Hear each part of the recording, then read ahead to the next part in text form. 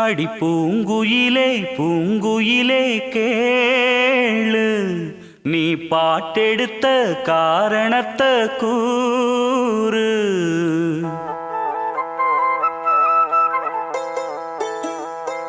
அடி பூங்குயிலே பூங்குயிலே கேளு, நீ பாட்டெடுத்த காரணத்தை கூறு.